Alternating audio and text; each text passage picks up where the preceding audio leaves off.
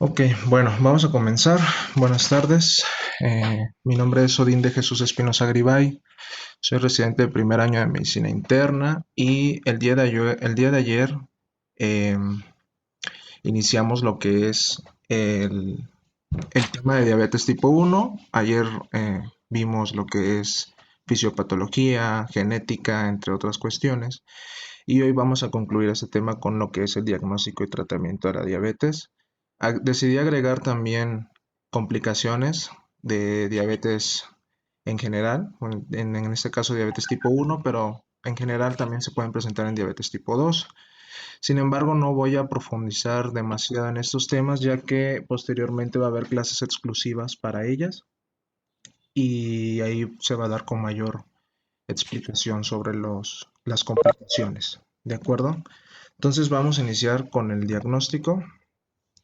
Eh, ok. Eh,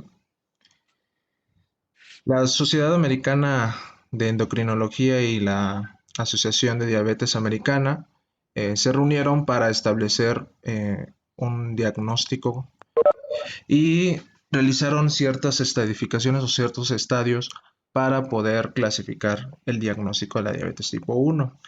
Los objetivos de este estudio fueron estandarizar la taxonomía de la diabetes tipo uno, crear terapias para prevenir los síntomas y pues estandarizar el tratamiento ya cuando se tiene diagnosticado eh, la diabetes. ¿De acuerdo? Entonces, vemos en este diagrama los estadios que propusieron. Propusieron tres estadios. En el estadio uno vamos a presentar la autoinmunidad, que se va a presentar contra las células tipo B del páncreas, que son obviamente las encargadas de secretar insulina, y se va a presentar y no va a estar acompañada con descontrol glucémico ni con síntomas, ¿de acuerdo? En el estadio 2, ya una vez identificada esos la autoinmunidad, ya va a haber presencia de disglicemia, donde ya va a haber alteraciones de la glucosa, pero aún no se van a presentar síntomas como tal.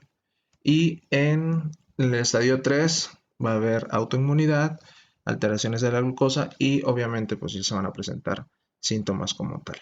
¿De acuerdo? En esta gráfica de abajo vamos a ver el porcentaje de la masa celular de las células tipo beta y el tiempo cómo se van disminuyendo poco a poco. Vemos que en el estadio 1 va a haber un 100% de masa celular. Sin embargo, conforme van progresando, va a ir disminuyendo eh, las células beta y obviamente van a presentar síntomas por la deficiencia de la insulina. ¿De acuerdo? Más adelante vamos a ver poco a poco cómo se desarrollan cada estadio. Empezamos con el estadio uno. En el estadio uno nos menciona que la autoinmunidad va a estar presente, pero no va a haber alteraciones de la glucosa y mucho menos sintomatología. Como ayer vimos, hay anticuerpos, antígenos leucocitarios, el DR3 y el DR4 son los más importantes en esta patología, y va a haber antígenos de cualquier otro tipo que no sean antígeno leucocitario, y los mayormente implicados son el GAT65, antígeno contra insulina tipo 2, y el ZNT8, que va a estar relacionado con el transporte del zinc. ¿De acuerdo? Se realizó un estudio TEDI en Estados Unidos, donde se le hizo una prueba a niños de entre 6 meses a 24 meses de edad y encontraron que había mayor presencia de GAT65, lo cual pues los predispone a presentar diabetes tipo uno. No hay que olvidar también que los antígenos leucocitarios humanos, DR3 y DR4, van a estar presentes en la mayoría de los casos. ¿De acuerdo? Pero, pues, ¿a quién le vamos a hacer estos estudios genéticos, ¿no? Obviamente no a todos se les va a hacer. Vamos a clasificar de acuerdo al porcentaje de riesgo, ¿no? Vemos que en aquellos pacientes que tienen mayor riesgo, pues bueno, son los que tienen carga genética presente, familiares de primer grado con diagnóstico de diabetes tipo 1, gemelos también que tengan esas alteraciones genéticas. Y ven, el riesgo de presentar diabetes tipo 1 oscila entre el 30 y el 70%, en comparación con los que no tienen tanto riesgo de presentar diabetes tipo 1, como los recién nacidos que no tienen carga genética o que tienen parientes de segundo o tercer grado, pues van a representar el menos del 1%, y el desarrollo de diabetes obviamente no alcanza ni el 1% de presencia. ¿De acuerdo? Entonces sí vamos a clasificar, sí se puede clasificar a quienes sí le van a hacer esos estudios genéticos y a quienes no. Y bueno, también se realizó un estudio, se realizaron tres estudios, un americano, un finlandés y un alemán, que son el DAISY, el DIIP y el BabyDiab, respectivamente. Y el enfoque de este estudio fue identificar anticuerpos relacionados contra la presencia o la progresión hacia diabetes tipo 1, y hubo más riesgo, obviamente, en aquellos pacientes estudiados que tenían dos o más anticuerpos. Entonces, la progresión hacia presentar diabetes tipo 1 a los 5, 10 y 15 años fue de 43.5%, 69.7% y 84.2% respectivamente, por lo cual concluyeron que a mayor número de anticuerpos hay mayor riesgo de progresión rápida hacia diabetes tipo 1. ¿Sí? Y vean esta gráfica. Esta gráfica fue el cohorte que hicieron. Aquí están los estudios. El finlandés, el del Colorado, que es Estados Unidos, y el estudio alemán. Se estudiaron 585 pacientes en general de estos tres estudios, y a los 5 años 236 presentaron diabetes. 92 pues se perdieron, ya no siguieron en el estudio, y de esos 585 quedaron 257 sin presentar síntomas. A los 10 años, de estos 257, 95 presentaron diabetes, 92 se perdieron y 70 no tuvieron progresión hacia la diabetes. Y ya a los 15 años, pues bueno, de esos 70, 20 presentaron diabetes, 42 se perdieron y 8 no tenían riesgo de diabetes. Acá de este lado es la gráfica ya distribuido por estudio, y pues bueno, vean la cantidad de progresión a los 5, 10 y 15 años respectivamente. Por lo tanto, tener dos o más antígenos presentes sí progresan más rápido en comparación a otros, a tener uno o a tener dos, ¿de acuerdo? Y para ver esta comparación entre tener dos o más eh, antígenos o anticuerpos, perdón, se realizó el estudio FRIDA en enero del 2015, donde se reclutaron 200.000 niños con factores de riesgo entre 3 y 4 años, y este estudio se realizó en Bavaria. Y veamos aquí el corte, eh, veamos aquí la gráfica, perdón. Vean que aquellos que tenían autoinmunidad de 3 o más progresaban muchísimo más rápido en comparación con los que tenían a uno o dos. Vean, aquí esta gráfica a los 15 años, prácticamente la mayoría de los estudiados con 3 anticuerpos progresaban más rápido que en comparación que tenían 2 o hasta uno. Y también a pesar de todo esto, se identificó que los antígenos, el anticuerpo contra insulina tipo 2 y el ZNT8 tenían una progresión más rápida en comparación contra los antígenos leucocitarios o contra el GAT65. Entonces, pacientes que tenían estos antígenos progresaban mucho más rápido en comparación con los que no los presentaban.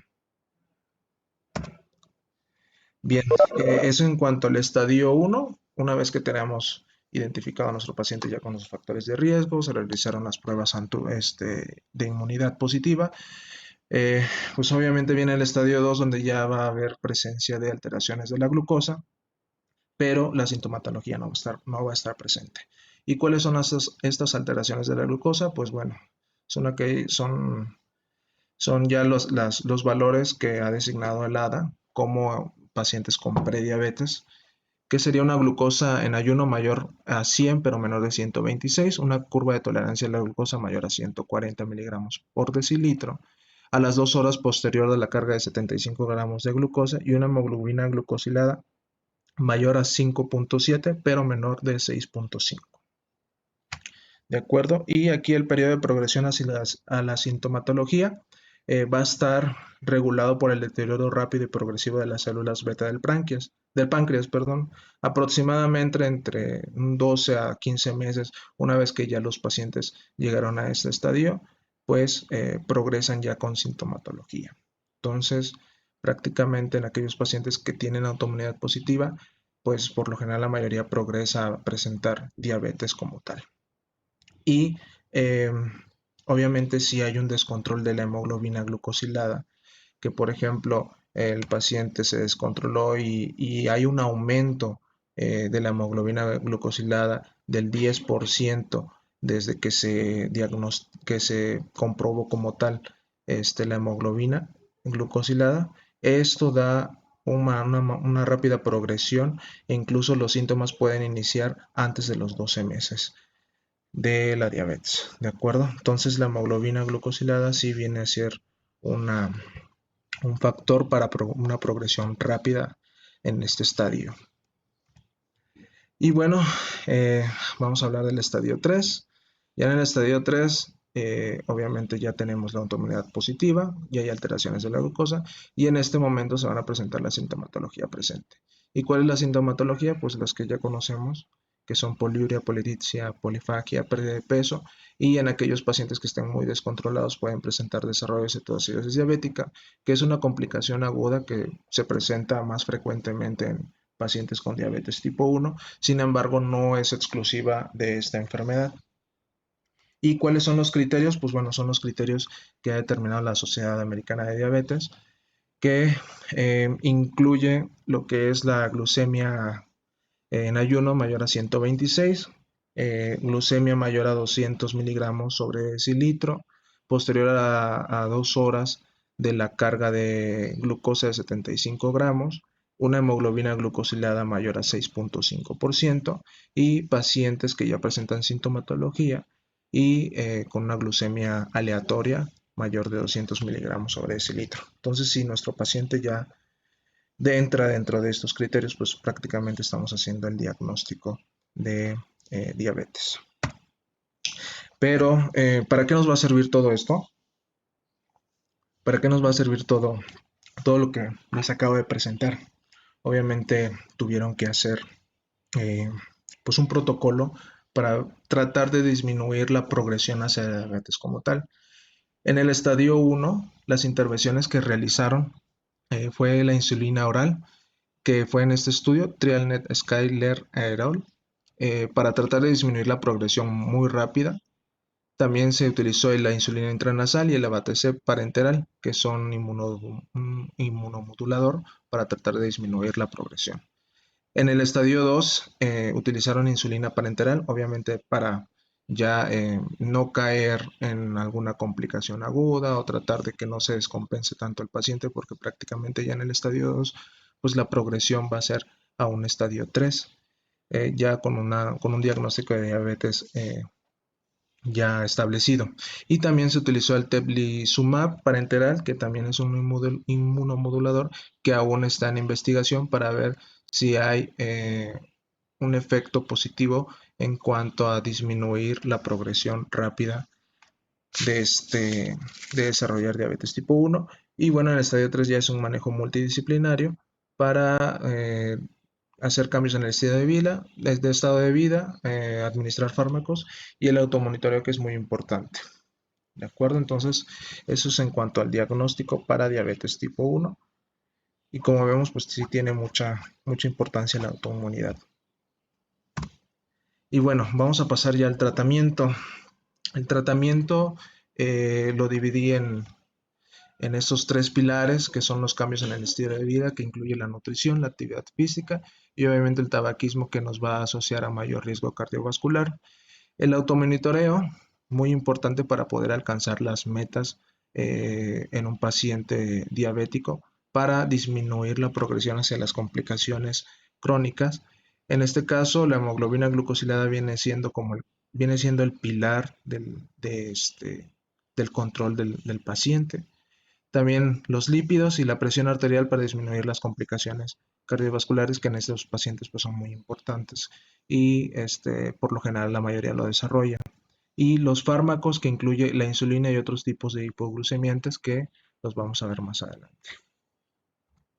Bien, en cuanto a los cambios en el estilo de vida, pues bueno, en esto incluimos la alimentación. Y la alimentación pues son varios tipos de nutrimentos. En este caso, los carbohidratos se van a ajustar de acuerdo a las cifras de glucosa. La guía americana de diabetes no tiene establecido como tal cuántos hidratos de carbono deben consumir. Eh, en algunas otras guías anteriores se había establecido aproximadamente entre 45 a 60 gramos de glucosa por comida y colaciones de 15 a 20 gramos de glucosa por cada una de ellas. Sin embargo, actualmente se debe de ajustar de acuerdo a las cifras de glucosa para evitar hipoglucemias o evitar descontroles hiperglucémicos.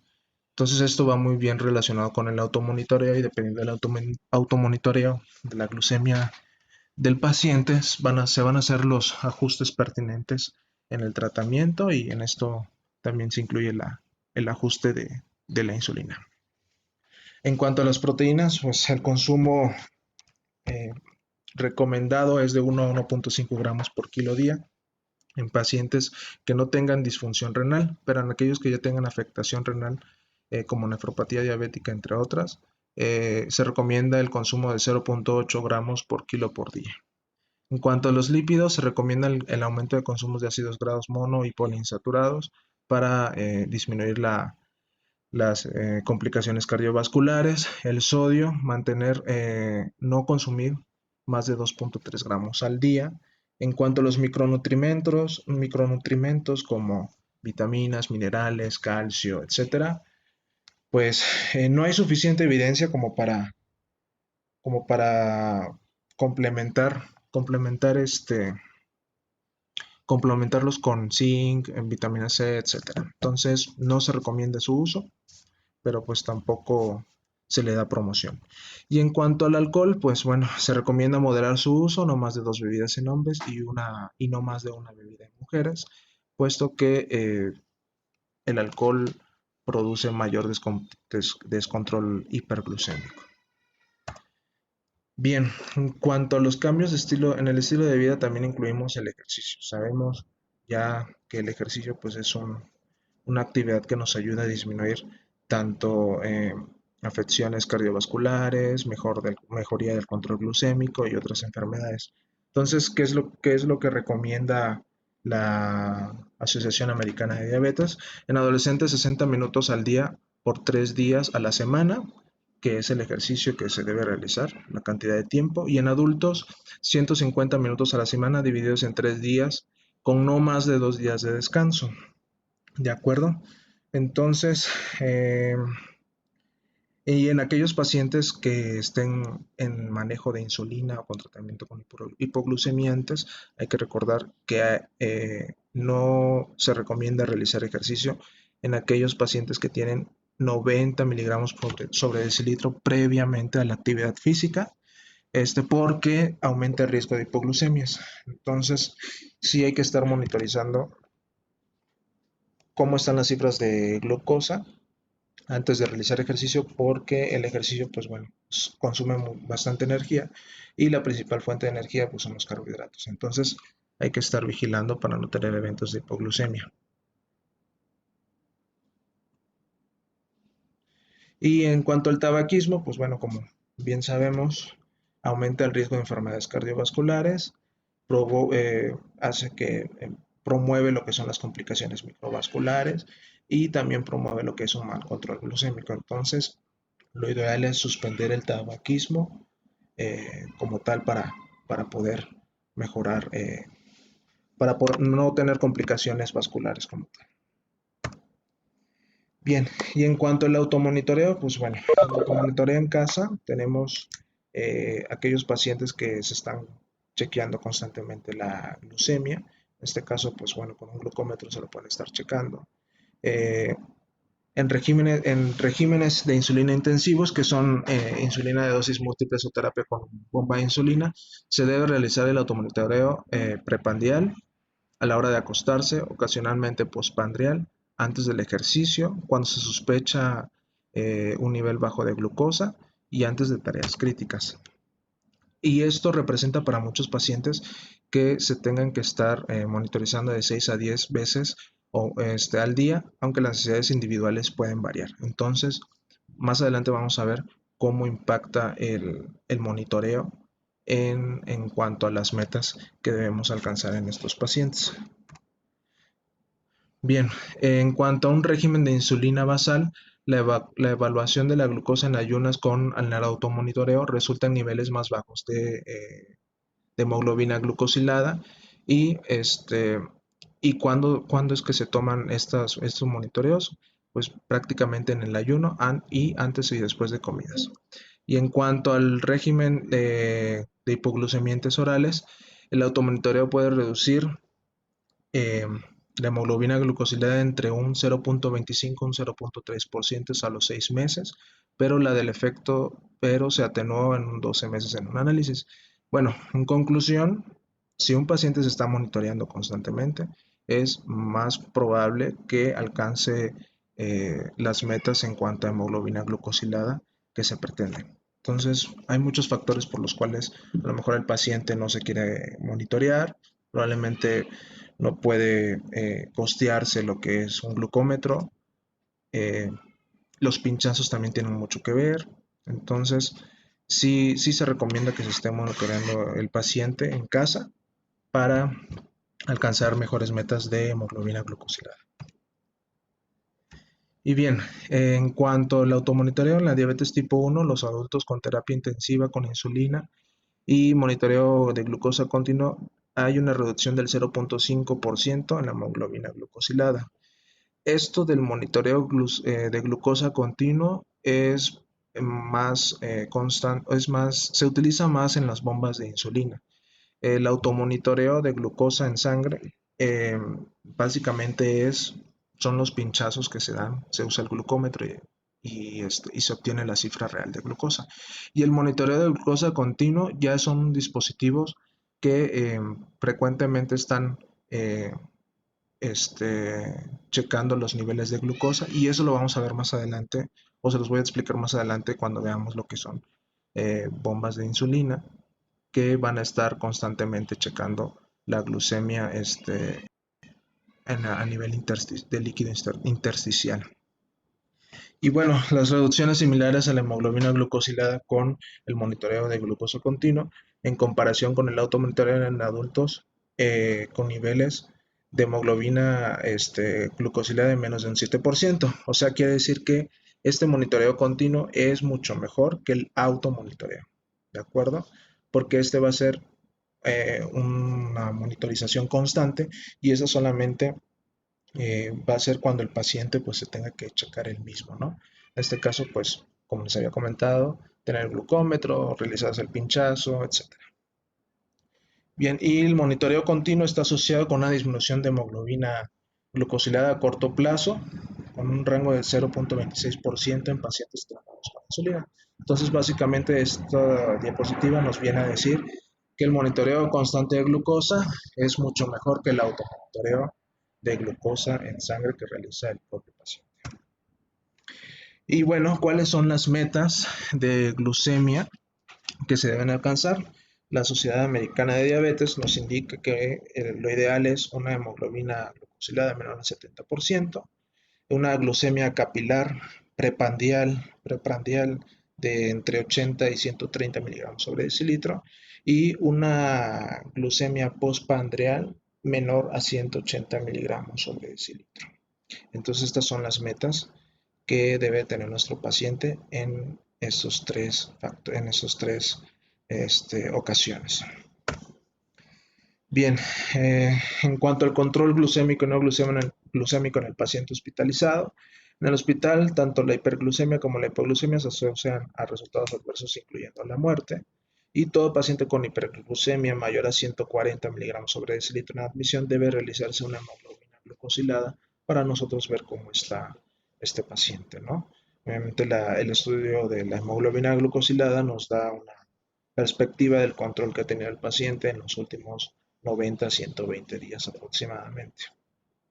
Y la insulinoterapia debe iniciarse para tratar la hiperglucemia persistente con umbral mayor o igual a 180, pues básicamente por el umbral de glucosa a nivel renal, pues bueno, podemos iniciar el tratamiento con insulina en este momento para evitar mayor daño a nivel renal. Bien, y bueno, vamos a hablar un poco de la hemoglobina glucosilada. Eh, Lo ideal es mantener por debajo del 6.5%. Se debe realizar aproximadamente entre 2 o 4 veces al año, dependiendo del control. Y como les había comentado, indica el control glucémico en los últimos 3 meses. Obviamente hay limitaciones por alteraciones en la hemoglobina. Por ejemplo, aquellos pacientes con anemia, hemólisis o transfusiones recientes, pues no nos van a dar la cifra real de lo que de la hemoglobina glucosilada del paciente y esto pues obviamente cambia la perspectiva del control. De acuerdo, en este esquema podemos ver eh, distintos efectos que tiene la hemoglobina glucosilada, si está muy bien controlada o muy mal controlada. Veamos que si a tener un mejor control de la hemoglobina glucosilada por debajo del 7%, hay menos riesgo de hipoglucemias, hay mayor expectación de vida, eh, las comorbilidades van a estar disminuidas, no va a haber riesgo de presentarlas comúnmente, al igual que las complicaciones vasculares van a estar menos presentes en comparación de que si los pacientes tienen menor control glucémico y la hemoglobina glucosilada está aumentada, pues obviamente todos estos factores van a impactar en la esperanza de vida de nuestro paciente y obviamente van a aumentar el riesgo de comorbilidades. Y veamos aquí eh, los niveles de hemoglobina glucosilada comparadas con la glucosa en sangre. Eh, Veamos que si tenemos a nuestro paciente entre 6 y 6.5% de hemoglobina glucosilada, la glucosa se va a mantener entre 122 y 142 miligramos sobre decilitro en ayuno. Si nuestro paciente está en ese rango del 6% al 6.5% de hemoglobina glucosilada, eh, prepandrial va a tener una glucemia entre 118 y 139, postpandrial 144 y 164 y al momento de dormir, pues bueno, 136 y 153 de glucemia. En comparación con nuestros pacientes que tengan hemoglobina glucosilada por arriba del 8.5%, vean, la glucosa en ayuno va a tener 178 y no se diga más postpandrial que va a tener hasta 206 miligramos sobre decilitro. Entonces, sí es un buen predictor para el control glucémico de la hemoglobina de la glucosa, perdón. Y bueno, la hemoglobina glucosilada permite a los pacientes evaluar su respuesta a la terapia y evaluar los objetivos glucémicos. Eh, Se hizo un estudio en el cual en aquellos pacientes diabéticos tipo 2, este estudio se hizo en diabéticos tipo 2, en aquellos que estaban tratados con hipoglucemiantes orales y tenían un pobre control de hemoglobina glucosilada, se intensificó lo que es el automonitoreo y se descubrió que durante un año, que aquellos que tenían el automonitoreo continuo tuvieron una mejoría del 21.3% en los niveles de hemoglobina glucosilada para alcanzar sus metas en comparación que aquellos que no tenían este automonitoreo. Incluso hubo una progresión de la hemoglobina glucosilada empeoró en un 20.9%. Entonces, el automonitoreo continuo sí nos ayuda a mejorar los niveles de hemoglobina glucosilada. Y este otro estudio, que es el estudio ACOR, muy famoso, que relacionó los efectos de la glucosa para disminuir ciertas complicaciones.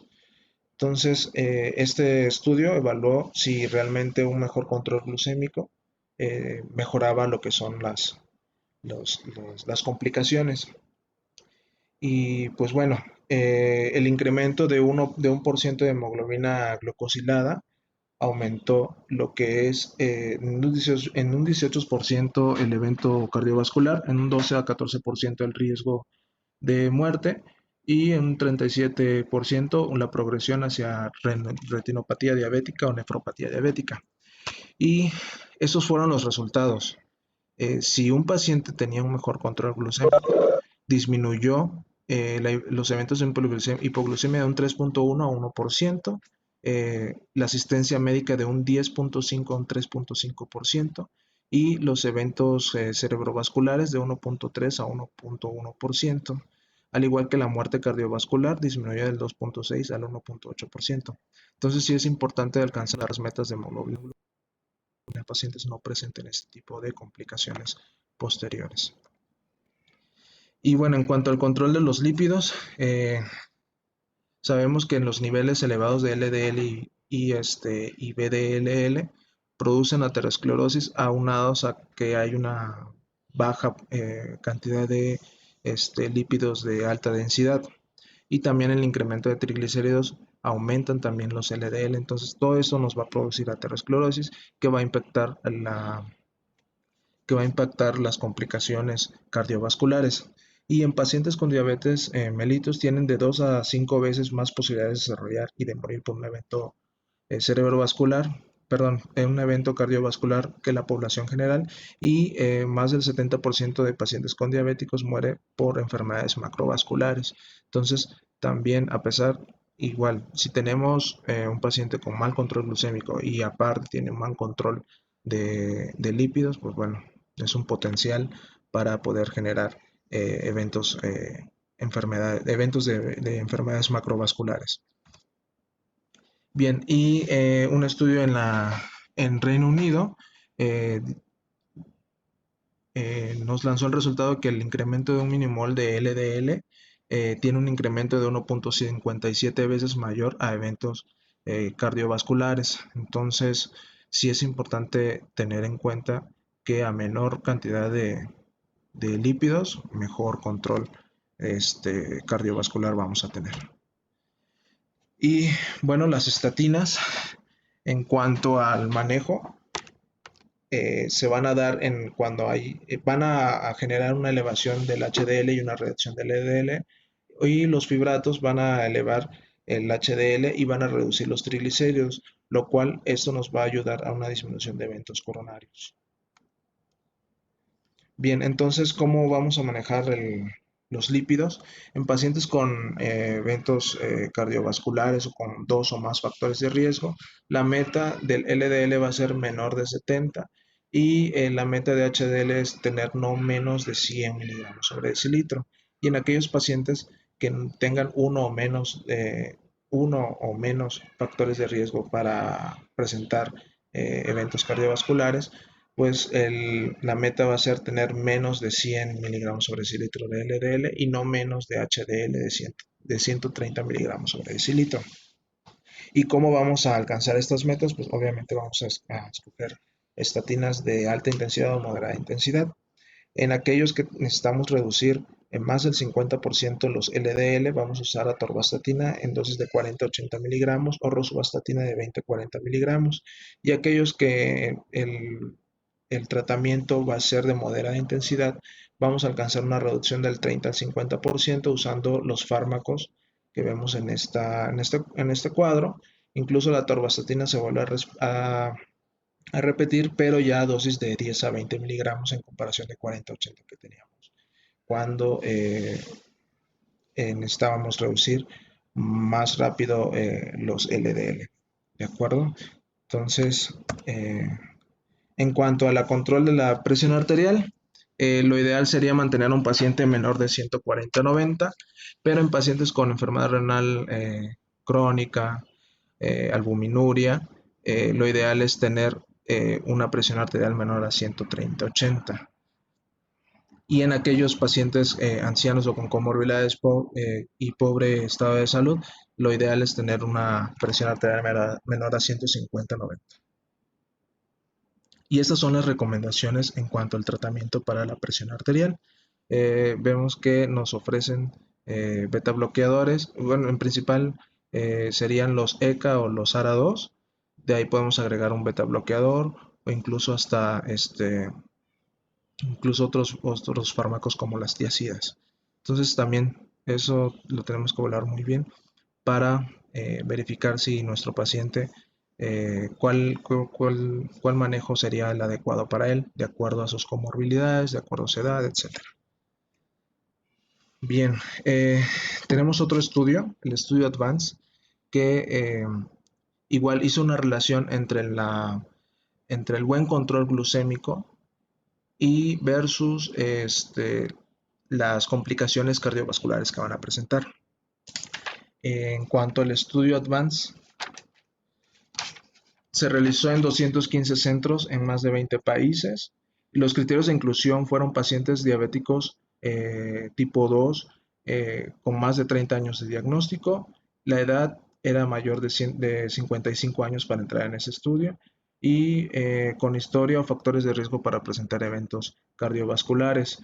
Eh, en el grupo de control se les dio gliclazida más metformina o insulina, y en el otro grupo estándar se les dio nada más lo que es la gliclazida, y obviamente eh, hubo cambios, hubo resultados importantes. Los eventos macro y microvasculares en el grupo de control intensivo, donde se le dieron dos fármacos o más, tuvo una reducción del 18.1% en comparación al grupo estándar que tenía el 20%. ¿De acuerdo? Obviamente también en eventos microvasculares mayores el 9.4% contra el 10.9%, también hubo diferencias. Hubo una importante disminución en lo que es la nefropatía diabética y la macroalbuminuria en aquellos pacientes que tenían eh, mejor control glucémico. Vean, disminuyó entre un 4.1% y 2.9%. E incluso disminuyó lo que es el reemplazo renal o muerte en un 0.4% en comparación con el grupo estándar, que fue el 0.6%. Y definitivamente retinopatía diabética, pues no hubo cambios, prácticamente se mantuvo igual. Entonces, tener un buen control glucémico, nuevamente lo repito, impacta en los eventos cardiovasculares de nuestros pacientes. Bien, y ya vamos a entrar a lo que es el tratamiento con fármacos. Eh, por lo general, por lo general se utiliza insulinas en la diabetes tipo 1 y alguno que otro hipoglucemiante. Sin embargo, al ser esta patología, se opta por la insulina como tratamiento de base. De acuerdo en la Guía Americana de Diabetes, con nivel de evidencia A, el uso de insulina prandial, insulina basal o infusión continua es el mejor tratamiento que se le puede dar al paciente. Los análogos de insulina de acción rápida para disminuir el riesgo de hipoglucemias está incluido para no tener presencia de esta sintomatología, y considerar la educación del paciente con diabetes tipo 1. Dieta y ejercicio también va a impactar a lo que es la, el control de nuestro paciente. Y pacientes con manejo exitoso de la infusión de insulina subcutánea podría considerarse continuar con dicha terapia después de los 65 años de edad, porque se ha visto mejoría en comparación con las inyecciones múltiples, que ahorita lo vamos a ver más adelante. ¿Cuál es la dosis inicial que se debe eh, hacer en nuestros pacientes? La dosis de 0.4 a 1 unidad por kilogramo de peso real, que es lo que recomienda la, la guía americana, y considerar la dosis de 0.5 unidades en pacientes metabólicamente estables. Entonces, dependiendo del descontrol que tenga nuestro paciente, vamos a ir ajustando las dosis de insulina.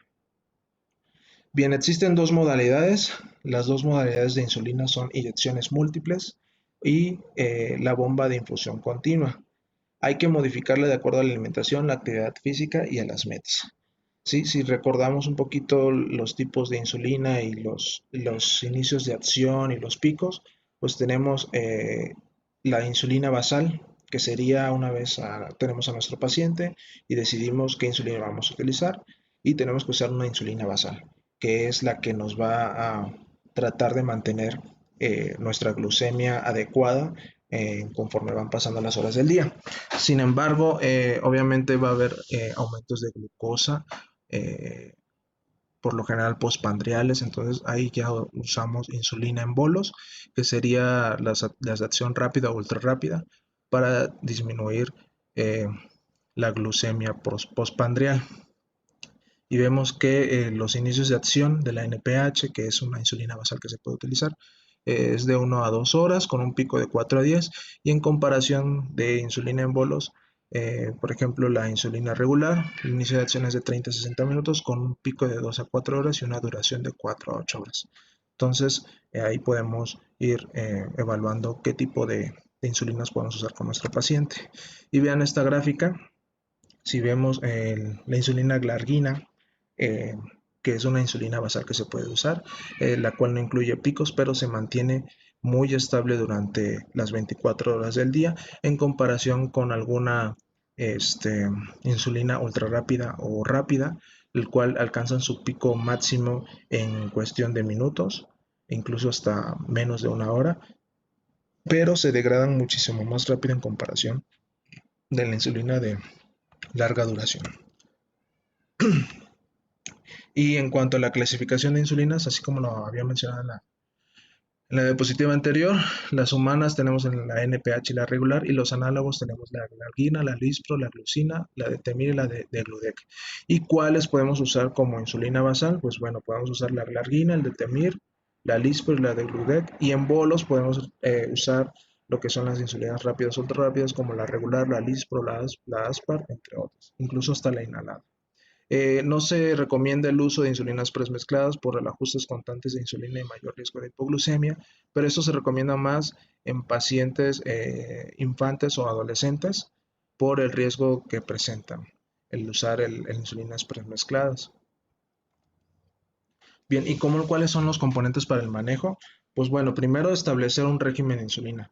Eh, Decidir qué tipo de insulina se va a usar con nuestro paciente, cuántas unidades, etc. La monitorización es muy importante para ver si no hay mal control glucémico y tenemos que agregar otro tipo de medicación, o si hay complicaciones por el uso de insulina como hipoglucemia asociada a esta. También se puede ajustar, pero es importante monitorizar las glucemias para poder hacer ajustes. Educación del paciente, cómo aplicársela, cuánta alimentación debe de realizar y cómo dosificar la dosis si es que realiza ejercicio. Y pues bueno, el equipo multidisciplinario que incluye evaluaciones para evitar la progresión rápida de las complicaciones crónicas. Bien, entonces ya tenemos a nuestro paciente. Vamos a escoger entre inyecciones o bomba. Inyecciones múltiples, que es lo más común que tenemos aquí, que es establecer el régimen de insulina que le vamos a dar a nuestro paciente, o en este caso, pues dar una bomba de infusión, que esos ya son otro tipo de mecanismos que más adelante lo vamos a ver, pero que son mejores en comparación con las inyecciones múltiples. Hay que determinar la dosis de insulina y la vamos a repartir entre un 50% en la basal y un 50% en bolo.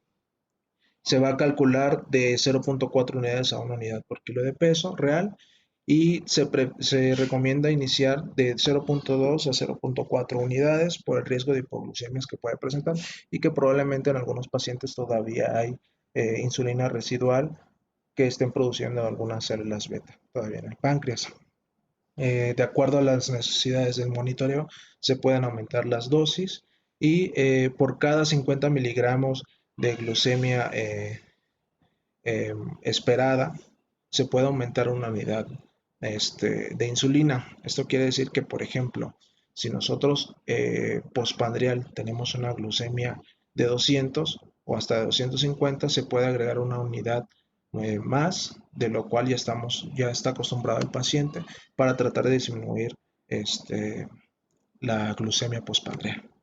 Recordar que la glucemia puede aumentar de 30 a 50 miligramos postpandreal. Eso es algo muy normal, que puede aumentar después del consumo de alimentos. Y hay que disminuir de un 50 a un 75% la insulina en caso de que se realice ejercicio por el riesgo de hipoglucemias. El conteo de la ingesta de carbohidratos es clave para el ajuste de la dosis de insulina, y una unidad de insulina por cada 15 gramos de carbohidratos consumidos, que es lo que puede metabolizar. Y la insulina complementaria correctiva se realiza una unidad por cada 50 miligramos de glucosa en sangre. Ahorita vamos a ver unos ejemplos de cómo podemos ajustar esto. Y bien, tenemos un paciente que consume 45 gramos de carbohidratos de glucosa y antes de comer se checó la glucemia y tenía 200. ¿De acuerdo? Entonces hay que recordar que el consumo de carbohidratos se tiene que aumentar una unidad por cada 15 gramos de carbohidratos. Entonces, si una unidad de insulina disminuye 50 miligramos de glucosa, y debemos alcanzar una meta preprandial de 100. Entonces, el paciente consumió 45 gramos de glucosa y si recordamos que 15 gramos de glucosa los puede metabolizar una unidad de insulina, entonces vamos a necesitar nada más 3 unidades más para poder metabolizar lo que se va a consumir. Y recordar que si este paciente preprandial tenía 200, pues bueno, podemos agregar 2 unidades por cada, una unidad por cada 50 miligramos de glucosa que se reportan de más. ¿De acuerdo? Entonces, ¿qué es lo que cómo se va a ajustar la dosis? El paciente necesita 3 unidades para carbohidratos y 2 unidades para suplemento. En total, preprandial se van a administrar 5 unidades. No sé si me entendieron, yo espero que sí. Eh, Obviamente tenía 200 antes de la comida, se ajusta con 2 unidades para alcanzar 100, más aparte todo lo que va a consumir, eso le va a generar que tenga que aumentar la insulina en 3 unidades para así no tener un descontrol hiperglucémico. En cambio, en un paciente que comió en un restaurante y no conocía el consumo de carbohidratos que iba a tener en ese momento, pero a las 2 horas decide checarse la glucemia y tenía 300. Entonces, igual la misma regla, si una unidad de insulina metaboliza 50 miligramos de glucosa, para tener una meta prepandial de 100 miligramos. Entonces, si tiene 300 menos 100, el déficit de glucosa va a ser de 200. Entonces, vamos a necesitar 4 unidades de insulina para que se puedan metabolizar los 200 que tenía de más. ¿De acuerdo? Y, y pues bueno, aquí 2 horas posteriores del consumo de alimentos se reduce la dosis al 50% para disminuir el riesgo de acúmulo de dosis para que no presente hipoglucemias. Entonces, en este paciente se van a aplicar nada más 2 unidades de insulina postpandriales y 2 prepandriales. Y bueno, vamos a pasar con la bomba de insulina. Es muy interesante este tema porque las bombas de insulina van a ser mucho más efectivas que que las inyecciones con insulina múltiple, porque la bomba de insulina va a tener un efecto mucho más fisiológico en comparación con las inyecciones múltiples. La insulina va a estar administrada por la bomba durante las 24 horas del día y pero el catéter subcutáneo se tiene que realizar un recambio de cada 3 días. ¿Dónde se puede colocar? Pues en el abdomen, en la región glútea o en la parte superior de los brazos. La bomba de insulina administra la dosis basal y las dosis en bolo de acuerdo a la programación y al conteo de carbohidratos que tenga el paciente, permite los bolos correctivos y permite un monitoreo de glucosa continua. Más adelante les voy a poner un video de cómo es que se coloca y se maneja lo que es la bomba de insulina. ¿Cuáles son las indicaciones? No, obviamente no a todos les vamos a dar bomba de insulina como inicio, que sería lo ideal, pero no a todos. y se va a indicar en pacientes con una elevación de hemoglobina glucosilada a pesar de manejo con inyecciones diarias, en pacientes que tengan hipoglucemias frecuentes con uso de inyecciones diarias y en pacientes con alta sensibilidad a la dosis estándar de glucemia, lo cual se traduce en hipoglucemias frecuentes y en aquellos que se requiere alcanzar el objetivo de la hemoglobina glucosilada que no se llega a lograr con inyecciones. En conclusión, pues en las indicaciones para una bomba de insulina es para aquellos pacientes que no alcanzan las metas a pesar de seguir correctamente el tratamiento con inyecciones diarias o en aquellos que presentan hipoglucemias muy frecuentes. Y pues bueno, se hizo un estudio que comparaban qué era mejor, si la insulina inyectada o la bomba de insulina en pacientes con hipoglucemia severa, cetoacidosis y en aquellos pacientes con control glucémico, con descontrol glucémico. Y este sí se realizó en pacientes con diabetes tipo 1. Se realizó en enero del 2015 hasta el diciembre del 2015 en pacientes de diabetes tipo 1 menores de 20 años con una duración de más de un año de diagnóstico y se realizó en 3 países, en Alemania, Austria y Luxemburgo. ¿Cuáles fueron los pacientes? En una cantidad de 108.052 pacientes. Los criterios de inclusión nada más permitieron 30.579 pacientes y los grupos 16.460 se les aplicó inyecciones de insulina diaria y 14.119 solamente fueron eh, escogidos para bomba de insulina. Y vamos a ver aquí los primeros resultados en cuanto a la presencia de hipoglucemias. Hubo más hipoglucemias en los pacientes que tenían inyecciones múltiples en comparación con la bomba de insulina. Y en pacientes con cetoacidosis diabética hubo una mejoría de la sintomatología o mejoría de este evento en pacientes con bomba de insulina en comparación con las inyecciones múltiples.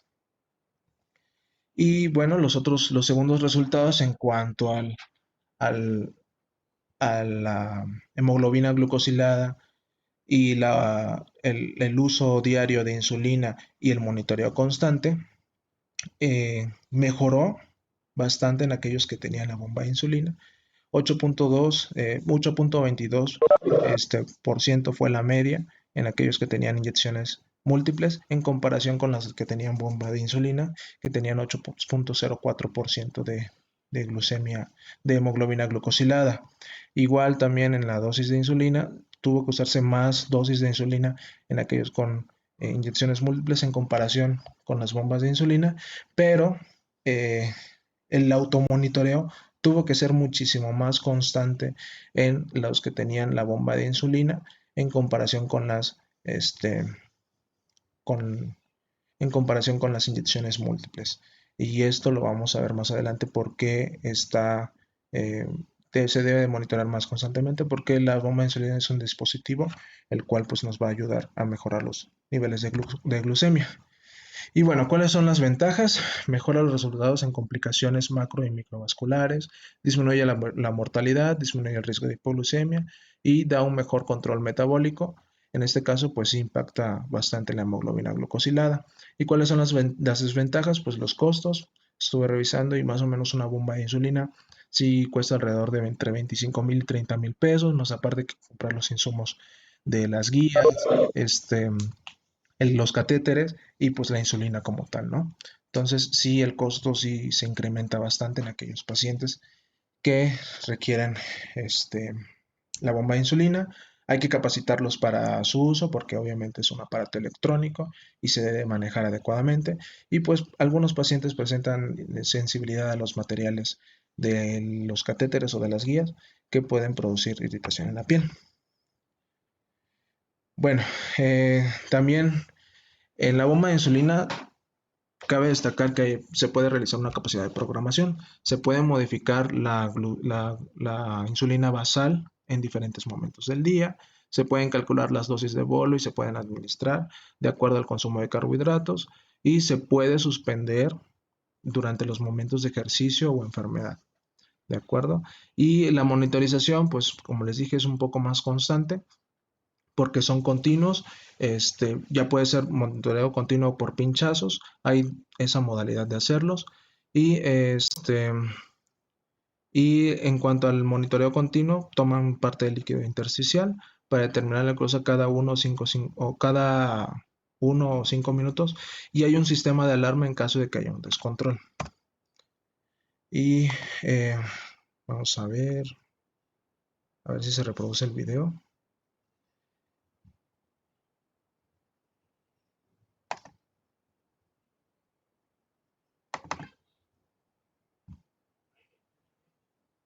Mm, Creo que no se reproduce el video. Ah, sí, aquí está. Bueno, ese es el ejemplo de una bomba de insulina. Vean, ese es por donde se aplica la insulina. Es una guía con un catéter. Hagan de cuenta que es como un, este, como un punzocat. Se introduce y queda nada más en la punta de la guía de la administración de insulina. Y ese es el monitor que va a estar controlando lo que es la insulina, ¿no? Hay dos modalidades, ya sea este glucómetro, que se puede automonitorear al paciente, se testea la glucosa y este resultado se lo manda a lo que es el monitor, y ya el monitor ajusta la insulina que se necesita de acuerdo a la glucosa que presenta el paciente. Entonces miren, aquí ya está mandado 2.7 unidades de insulina este, por la cantidad de carbohidratos que consumió. ¿Sí? Eh, y este otro aparatito que se ve acá es el monitoreo continuo. El monitoreo continuo, como les dije, es un aditamento que se introduce en la piel del paciente, toma el líquido intersticial del mismo y transmite, eh, transmite las señales al aparato para poder ajustar las dosis de insulina que requiere. ¿Sí? Entonces, como ven, pues está muy interesante lo que es el tema de bombas de insulina. Obviamente hay un mejor control glucémico porque el aparato siempre está pendiente de si hay hiperglucemia, si hay datos de hipoglucemia. Si hay hipoglucemia, se detiene totalmente, y ya cuando la glucemia vuelve a elevar, se vuelve a reiniciar. Entonces, pues es un aditamento que ayuda bastante a los pacientes con glucosa, ¿de acuerdo? Y pues bueno, también tienen la opción de poder eh, descargar los resultados y podérselos enviar ya sea a sus médicos, pero bueno, eso ya es en otros niveles de atención. Y pues bueno, eh, hay que educar también al paciente para que estén al tanto del consumo de carbohidratos que tiene al día, aplicación correcta de insulina y la glucemia preprandial antes del ejercicio. Esto es en cuanto a la educación del paciente. O sea, el paciente tiene que saber cuánto come, cuánto no come, cómo se aplica la insulina y cuánto debe de tener para poder iniciar a hacer ejercicio. Y en cuanto a la monitorización, pues bueno, el objetivo, alcanzar los objetivos que nos indica la Sociedad Americana de Diabetes, que una glucosa preprandial de 70 a 130 miligramos sobre decilitro, a las 2 horas del postprandial 180 miligramos y una hemoglobina menor al 7%. Y se debe medir de 2 a 4 veces por año, lo que hemos venido comentando a lo largo de la presentación. También se pueden usar otros fármacos como la metformina, que reduce los requerimientos de insulina, pero no mejora los niveles de hemoglobina glucosilada y pues no impacta en cuanto a las complicaciones cardiovasculares. También tenemos los inhibidores de sodio tipo 2, que disminuye la glucosa mediante el bloqueo de la recepción de glucosa en el túbulo renal proximal, pero hay mayor riesgo de presentar hiperglucemias. Y los análogos de la GLP-1, que son que hay una mejora en cuanto a la hemoglobina glucosilada sin requerimientos de insulina. Hay un ligero aumento de peso, pero hay un riesgo de que aumente las hipoglucemias. Entonces, estos medicamentos también los podemos usar en cuanto al diabetes tipo 1, pero obviamente en estadios tempranos donde todavía hay presencia de, de células beta a nivel pancreático que están produciendo insulina. Y otro medicamento pues es el pramlitide, que es un análogo de la milina que modula el vaciamiento gástrico y también modula la secreción y previene el pico postpandreal plasmático del glucagon. Esta se asocia con la insulina, viene así en esta presentación, es subcutánea también. No hay aumento del riesgo de hipoglucemias y los efectos es que regula los niveles de glucosa, retardando el vaciamiento gástrico y reduce la secreción de glucagón. Y igual produce saciedad y disminuye los requerimientos de insulina, favorece el control glucémico y pues hay una pérdida de peso como tal. Entonces son otros medicamentos que se pueden utilizar, pero básicamente el de base son las insulinas. Y bueno, vamos a pasar a las complicaciones agudas y crónicas. Le vamos a dar un poco más de velocidad porque ya son las 19 horas. Se clasifican en agudas y crónicas. Agudas, hipoglucemia, muy importante en pacientes que manejan insulinas, y la cetoacidosis diabética, que se asocia muy frecuentemente en aquellos debutantes con diabetes tipo 1 que no se conocían con carga genética, pero no es exclusiva de esta enfermedad. Y en cuanto a las crónicas, pues tenemos las microvasculares, que va a ser la retinopatía diabética, la nefropatía, la neuropatía, y las macrovasculares, que incluyen la cardiopatía isquémica y los accidentes cerebrovasculares. Voy a dar nada más un repaso de lo que son las complicaciones, porque se van a ver en temas posteriores y con mayor profundidad, pero sí es importante tenerlas en mente. Bien, la hipoglucemia, pues bueno, es la disminución de la glucemia menor a 70 miligramos sobre decilitro. Se clasifican hipoglucemias sintomáticas, donde va a haber el cuadro clínico característico de temblor, irritabilidad, confusión, diaforesis, taquicardia, estupor o coma. La hipoglucemia sintomática, donde sí va a haber una disminución real de la glucosa, pero no va a presentar síntomas. Y la relativa es aquel paciente que tiene glucosa por arriba de 70 y tiene sintomatología presente. Y la sintomática probable es aquel paciente que tiene sintomatología, pero la glucosa no disminuye como tal. ¿De acuerdo? Entonces, factores de riesgo: adultos mayores, uso de insulinas y una dieta inadecuada por consumo igual menor de cantidad de carbohidratos, o pues al paciente se le olvidó comer y pues bueno, hizo su hipoglucemia. Por lo general se estiman 2 episodios de hipoglucemia sintomática a la semana y un episodio grave al año en esos pacientes que tengan sus factores de riesgo. Y el objetivo de la glucosa preprandial es de 80 a 130 miligramos sobre decilitro. Y obviamente si alcanzamos esta meta en este rango, va a haber menor riesgo de que el paciente presente hipoglucemias. ¿De acuerdo? Y se clasifica, hay obviamente niveles. Nivel 1 de glucosa, paciente que tiene menos de 70 miligramos sobre decilitro, pero más de 54. Nivel 2, menos de 54 miligramos sobre decilitros. Y el nivel 3, pues ya hay alteraciones mentales severas, incluso pueden llegar hasta el coma. Y bueno, en cuanto a fisiopatología, vamos a hablar un poco rápido de esto. Disminuye la glucosa a nivel arterial. En nivel pancreático se suspende la producción de insulina y aumenta el glucagón, el cual se genera en el hígado. Y a nivel cerebral, pues obviamente va a haber aumento de hormonas contrarreguladoras de la insulina, que son la hormona del crecimiento, el cortisol y lo que es la noradrenalina y la adrenalina. Y esto va a llevar a que aumenten la glucosa arterial y se empieza a producir más más glucosa para poder disminuir los efectos de la hipoglucemia. Entonces, para fines prácticos, todo este mecanismo lo realiza el cuerpo para poder aumentar la glucemia a nivel sistémica. Y bueno, ¿cuál es el manejo? El manejo en aquellos pacientes que no están en alguna instalación hospitalaria, pues se recomienda que consuman 15 gramos de hidratos de carbono. ¿Y cómo los van a consumir? Con 15 gramos de glucosa.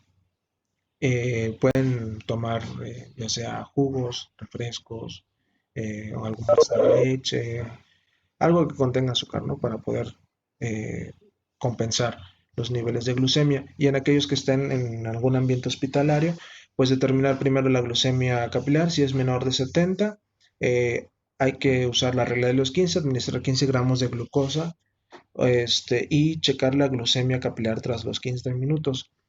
Si es menor a 70 miligramos, hay que repetir la toma de glucosa y nuevamente determinar la glucemia a los 15 minutos. Y si es una glucemia mayor a 70 miligramos, tomar suplemento y administrar y tomar nuevamente alimentación, y hay que prevenir que presente nuevamente un nuevo evento de hipoglucemia. Obviamente esto lo podemos ajustar de acuerdo a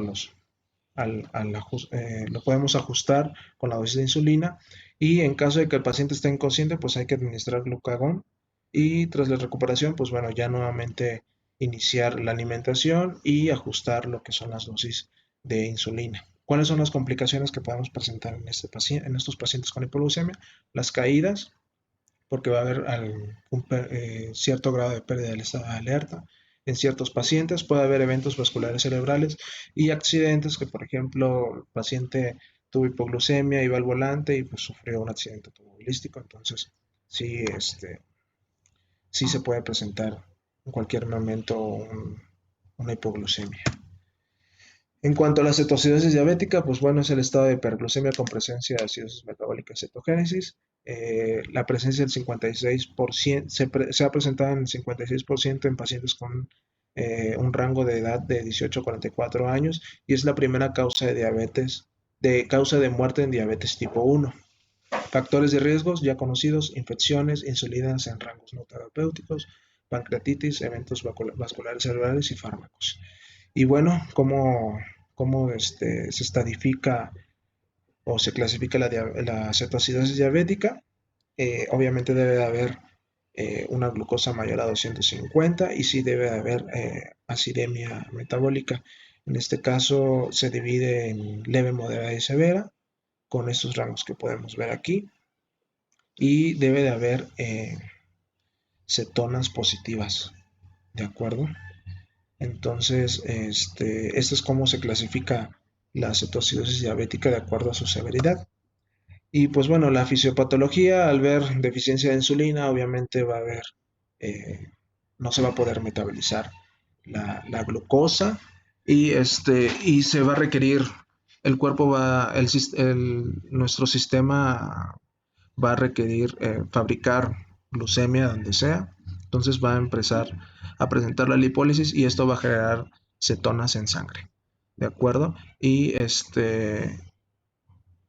al aumentar las cetonas en sangre va a producir un evento de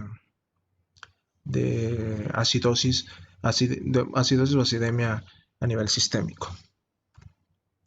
¿Cuál es el tratamiento? Pues estos son los pilares: infusión de soluciones, tratar la acidemia como tal. Si es una acidemia severa, pues tratarla, usar las bombas de insulina o insulina regular y administrarla, y mantener vigilado el potasio por complicaciones derivadas de esto, por presentar hipocalemia o hipercalemia.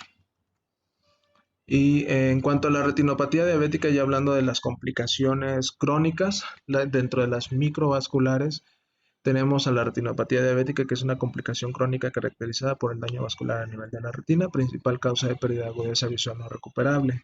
Odín, ¿Sí? Odín, ¿Sí? perdón que te interrumpa. Sí. Mira, lo que pasa es que creo que si el doctor no está de acuerdo, son 7:10. Tiene que dar su clase Dani y hay una sesión a Sí, sí, sí. quieran conectarse. Creo que el tema es un buen tema y es del colegio. Y Dani va a tener poco tiempo para dar su tema. Ok. Entonces, complicaciones se van a ver posteriormente. Ok. Entonces, no sé si estés de acuerdo, Luis, en que pare la sesión porque ya son 7:10. Sí, yo creo que es lo más apropiado porque justamente el tiempo se nos viene encima, ¿de acuerdo? Sí, nada más, Odín, Sí. cuando hiciste la mención de los inhibidores de CGLT2, es que tienen más riesgo de cetoacidosis, o sea, pueden tener igual en el paciente más riesgo de cetoacidosis. Y lo que me llamó la atención en la información que pusiste es de los análogos de GLP-1 que pones aumento de peso. Tengo yo entendido que el efecto sobre el peso es neutro o incluso hay un efecto sobre reducción de peso, como liraglutide, ¿no? Que también se ha utilizado precisamente para el manejo del peso. No sé esta información si la entendí mal o porque en tu diapositiva decía aumento de peso.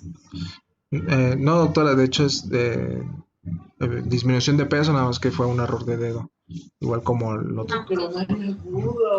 Bueno, era nada más la corrección que quería hacer. No sé, Luis, perdóname que haya intervenido en tu hora, perdón, pero bueno, de antemano yo me enlacé un poquito tarde. Los internos los invité porque, pues, obviamente también diabetes para ellos es importante. Discúlpame por haber irrumpido, pero te mandé un mensajito de chat precisamente por la hora, creo que no lo pudiste ver. Digo una disculpa porque es tu hora, pero sí creo que es un poquito tarde. No sé si quieres hacer algún comentario de la sesión que hizo ahorita Odín, y prometo ya no volverme a meter, pero como si iba a seguir con complicaciones crónicas, pues sí ya iba a extenderse mucho. Bueno, en general ha sido una plática bastante concreta. Ahorita, bueno, por motivos de tiempo creo que podemos dejarlo aquí. Digo, realmente sin problemas de que usted esté en su plática y así como yo también, pues bueno, puedo meterme en la siguiente, digo, no hay ningún problema. Creo que podemos dejarla hasta este punto ya para no eh, quitarle tiempo a Dani. Entonces, pues bueno, muchas gracias a todos. Gracias, Luis. Gracias. Gracias, Odín. Entré un poquito tarde, pero creo que preparaste muy completa tu clase. Digo, hasta obviamente estabas ya tomando ciertos tópicos. Te felicito. Muy bonita. Nada más si haces esas correcciones que te comenté en tu diapo, Sí. para que, pues, obviamente que las vas a subir. Y bueno, pues muchas gracias a todos y nos vemos ahorita nos oímos en la de Dani. Y bueno, gracias a los internos. Ya si tienen alguna duda, chicos, mañana en su clase